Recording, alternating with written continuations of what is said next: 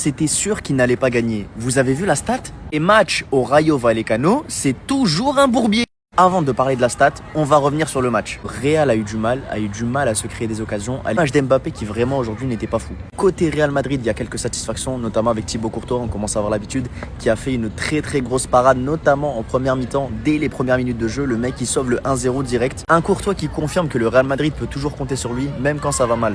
Autre satisfaction, j'ai bien aimé le match d'Arda Güler. Franchement, en attaque, c'était l'un des seuls qui était entreprenant, qui tentait des choses, qui tentait des frappes. C'était vraiment celui côté Real Madrid, tu voyais qu'il y avait de l'envie et tu vois que cette saison, ce qu'il propose, c'est du très sérieux. Parce qu'au-delà des stats, le mec, il peut aussi gagner en responsabilité dans ce genre de moment quand c'est dur pour le Real Madrid. Bon, malheureusement pour lui, il n'y a pas eu de but. Et Vinicius aussi, il y a eu quelques fulgurances, mais bon, au niveau de la finition, sur le dernier geste, c'était pas ça. Il a raté notamment une grosse occasion en première mi-temps. Mais en même temps, quand le Real Madrid n'a pas gagné depuis la saison 2021-2022 contre le Vallecano à l'extérieur, vous vous attendiez à quoi? Les gars, les matchs contre le Vallecano, c'est toujours un match piège.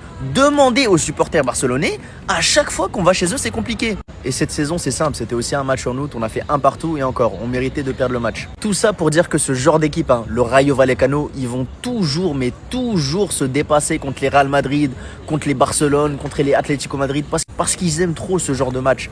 C'est les équipes pièges par définition. Ce soir, il y a le Barça qui joue, il faudra pas trembler. On peut aller chercher 2 points de retard qu'on avait sur le Real Madrid. Il faut pas bégayer ce soir le Barça. Je compte sur vous.